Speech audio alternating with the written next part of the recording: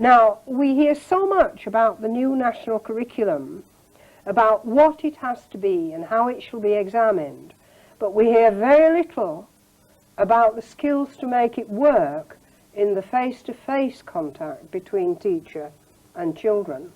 At the heart of the curriculum is the dimension. It should provide equal opportunities, enrichment for life in a pluralist society, equal access for all, special and specific needs, opportunities for PSE, and dimension should permeate every aspect of the curriculum. Now, when I discuss rolling roll, it is dimension that Claire and I will be involved with. What is it that fills out the factual basis of the curriculum in such a way that it becomes of concern? And how do we make the very different aspects of the curriculum somehow find coherence for those learners who move from classroom to classroom, from subject to subject? Now, I sort of invented this, as I think I've told you, Claire. I invented this when I had two panic-stricken, very experienced teachers who found themselves visiting, they were from New Zealand, to work in a high school where the timetable was divided into half-hour periods. And they had been timetabled to teach every half-hour period and every age range from Monday morning at 10 to 9 till Friday afternoon at 3:45. And they said, there's no way we could possibly do this. And I remember sitting down and saying, a way must be found.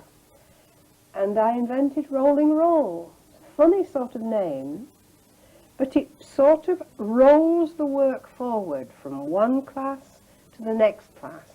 And I think this is one of its secrets. Now, Claire and I, for this series, had to decide how on earth can you define rolling roll? And so this is what we came up with. And if I'm wrong, put me right. First of all, it is a system of teaching. It demands different approaches from the teacher. And any number of members of staff can join it, provided they're prepared to form teams of collaboration. They have to accept that they've got a bonding with all the other members of the team. And they teach their own timetable, that doesn't change, and they teach the curriculum area for which they're responsible in the school. It means, though, that they must collaborate at the beginning in devising a common context from which all the curriculum teaching can spring. And this gives a kind of anchor to it.